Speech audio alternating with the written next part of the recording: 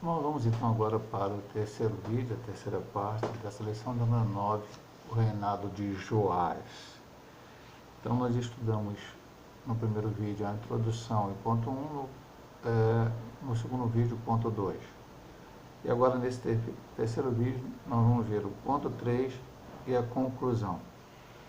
Só lembrando, no primeiro vídeo foi o livramento de Joás, toda a trama de Atalha, usurpou o reino, matou os seus netos, mas Joás foi livre, ou Joseba, esposa de Joiada, o sacerdote, foi mantido ali no templo, aprendendo as coisas de Deus. Depois, com 7 anos de idade, ele veio a reinar. E no segundo ponto, o reinado dele, quando um dos seus principais feitos no seu reinado foi o feito de ter reparado o templo, que havia sido destruído por negligência dos reis anteriores, e especialmente a questão de Atalha, que havia usurpado o reino e instituído o culto a Baal no reino do sul. Como ela era neta de Acabe, lá no norte, Acabe e Jezabel, ela introduziu esse culto errado. Agora vamos ver o declínio de Joás, que já nos primeiros pontos foi falado, Se nós pegamos aqui, voltamos aqui a introdução, com apenas 7 anos de idade começou a reinar, Joás começou a reinar. Como era muito jovem, recebeu orientações do conselho do sacerdote Joiada. Durante os anos que foi orientado, teve um brilhante reinado e fez o que era reto aos olhos do Senhor. E aí ele diz no comentário da introdução: porém, como as suas convicções sobre Deus não eram suficientemente fortes, após a morte de Joiada, Joás deixou-se influenciar por maus conselhos que fizeram Judá retornar à idolatria. Então, vê aqui esse declínio. A história de Joás nos revela que ele não tinha firmeza em suas convicções e se deixava levar facilmente por qualquer sugestão. Então está aqui em 2 Crônicas. Voltando a Deus, irmãos, estamos aqui num estudo bíblico, estudando a palavra de Deus. Então a gente, quando lê os versículos, os irmãos também devem ler nas suas casas os versículos citados. Porém, depois da morte de Joiada, vieram os príncipes de Judá e prostraram-se perante o rei, e o rei os ouviu. Quando o sacerdote Joiada morreu, o rei não conseguiu manter-se inteiramente fiel ao Senhor, passou a adorar ídolos, 2 Crônica 24, 18. E confiar em suas próprias forças, 2 Reis 12, 17 e 18. Esse texto está na nossa leitura em classe. No versículo 17 diz assim: então subiu Hazael, rei da Síria, e pelejou contra Gate e a tomou. Depois Hazael resolveu marchar contra Jerusalém. Porém Joás, rei de Judá, tomou todas as coisas santas que Josafá e Jorão e Acasias, seus pais, rei de Judá, consagraram, como também todo o ouro que se achou nos tesouros da casa do Senhor e na casa do rei, e os mandou a Hazael, rei da Síria. E então ele se retirou de Jerusalém. As más decisões de Joás e sua desobediência resultaram na falta de prosperidade do reino, na perda de sua confiança em Deus e mais tarde na conspiração de assassinato contra ele. Esta é uma trágica consequência da desobediência, perder a confiança em Deus por causa da sua consciência contaminada. Assim aconteceu com o rei Joás. Quando conhecemos bem os caminhos do Senhor e entramos pelo caminho tortuoso da apostasia, a consequência trágica é inevitável. Isso é uma verdade absoluta. No Novo Testamento a Bíblia diz: as más conversações corrompem os bons costumes. Então a gente tem muito cuidado. Pastor, eu vou ter que deixar de conviver com as pessoas que antes de aceitar Jesus, eu convivia com várias pessoas que não eram cristãos, às vezes familiares, colegas. Eu vou ter que deixar de conviver com eles porque então eles vão me contaminar? Não, não é isto. Você vai conviver com eles, mas você vai ter que ter firme as suas convicções na sua fé. Paulo disse: eu sei quem tenho crido e sei que é poderoso para guardar o meu tesouro. Todos nós sofremos influência deste mundo. Sofremos influência através de pessoas que vêm falar conosco, que tentar minar a nossa fé, seja familiares, seja no local de trabalho, no local de estudo, amigos, várias pessoas. Recebemos pelas hoje, principalmente redes sociais, muitas redes sociais aí, está toda a tua opinião contra o Evangelho, contra Cristo, contra as coisas de Deus, pela televisão, enfim, há vários métodos que Satanás usa para minar a nossa fé. Mas eu vou voltar ao irmão para um ponto que eu deixei de destaque aqui para o irmão lá no início do primeiro vídeo. Verdade prática. Para ter uma vida de constante comunhão com Deus, é necessário abandonar todo tipo de idolatria e confiar nele inteiramente. Então, eu falei da constância, seria um assunto da lição. A Bíblia diz também, sejam firmes e constantes, sempre abundantes na obra do Senhor, porque o vosso trabalho não é vão no Senhor. Então, nós estamos trabalhando para Deus, fazendo o melhor para Deus. Satanás vai tentar destruir essa nossa fé. Satanás vai tentar destruir a nossa maneira de crer na palavra, né, nas coisas do Senhor. Mas nós precisamos manter-nos firmes, mantermos sem olhar para as coisas que este mundo vem oferecer.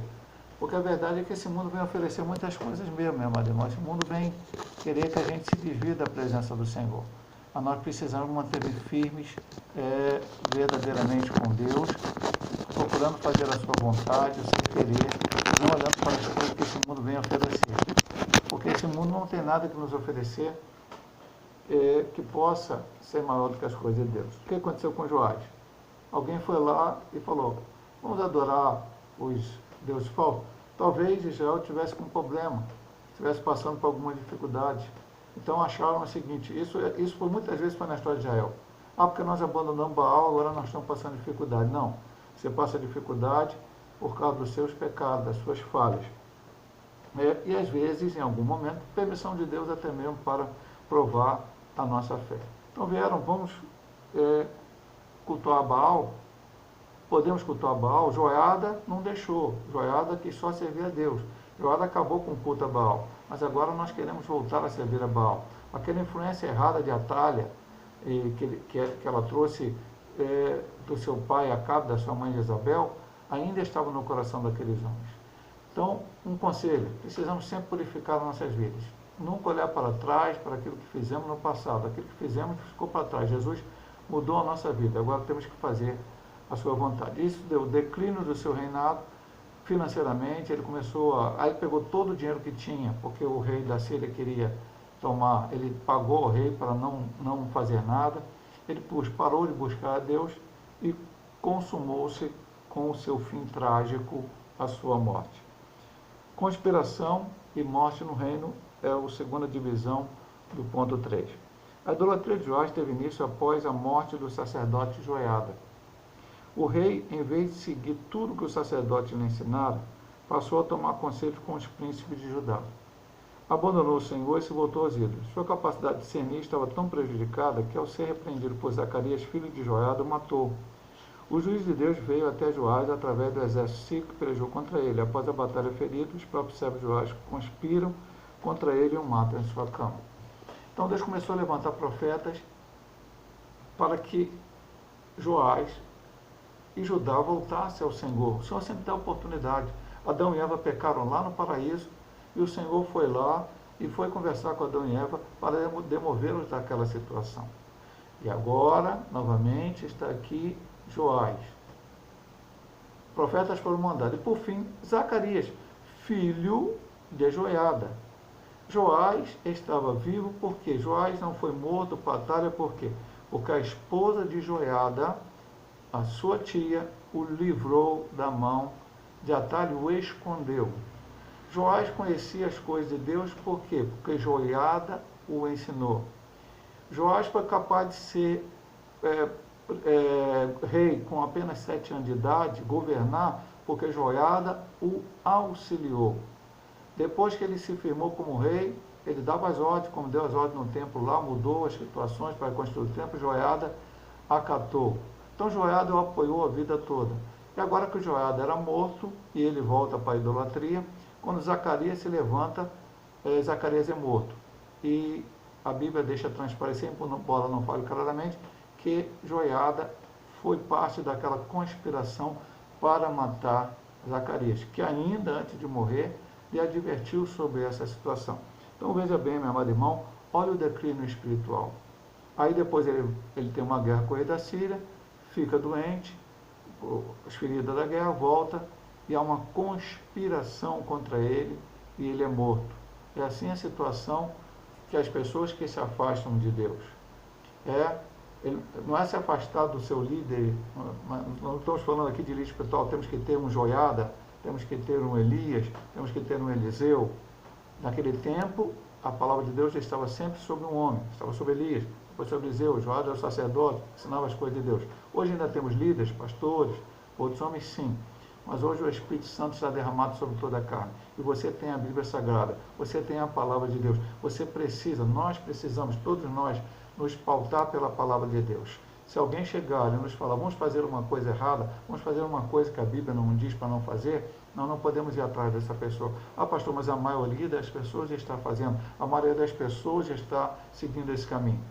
Você é remido e lavado no sangue Cordeiro, você foi transformado pelo poder de Deus, você ganhou a vida eterna em Cristo Jesus. Você não pode andar de acordo com o curso deste mundo, mas tem que andar de acordo com a vontade de Deus.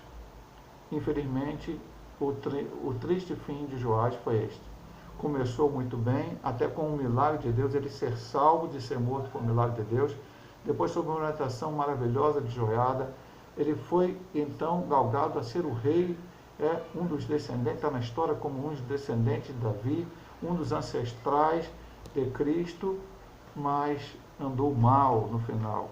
Nós temos que ter um começo, temos que ter um meio e temos que ter um fim. Sempre na presença do Senhor, a partir do momento que você aceita Jesus.